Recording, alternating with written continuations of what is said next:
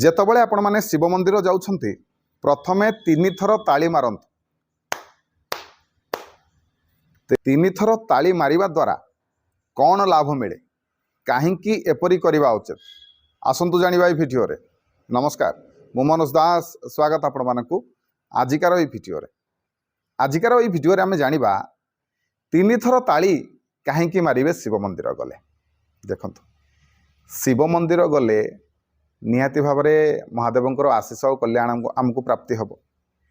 तेबे ताली कहीं मारिबे, ताली एतिपाई मारिबे, ताली मारिबा द्वारा आपणकर समस्त मनोकामना पूर्ण हम।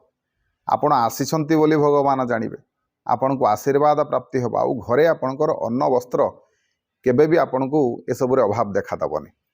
तेबे 3टी ताली मारिबे। प्रथम ताली मारिबार उद्देश्य कौन? प्रथम ताली मारिबार उद्देश्य हला ना भगवान जानिबे आपण आसिले बोली, आपणकर उपस्थिति जाहिर बोली भगवान जानिबे प्रथम ताली रे। द्वितीय ताली रे कौन हबो? द्वितीय तालीटी आपणकर मनस्कामना पूर्ण पाए, मनस्कामना पूर्ण उद्देश्य रे द्वितीय तालीटी। से भली तृतीय ताली आपणको आशीर्वाद प्रदान करेबो, भगवान आपणको आशीर्वाद प्रदान करिवे, सेही उद्देश्य रे तृतीय ताली। सेहीपरि 3टी तालीर अर्थ मध्य या ब्रह्मा विष्णु महेश। तेणु शिव मंदिर जितेबाला जीवे 3टी ताली मारंतु, देखिए निश्चिंत भाव में भगवान आपणकर डाक शुणिबे, आपणकर मंगल हम। वीडियो भल लगे वीडियो को लाइक करेंगे, शेयर करेंगे, चैनल को सब्सक्राइब करने को जमारू भूलें। जय शिव शंभु।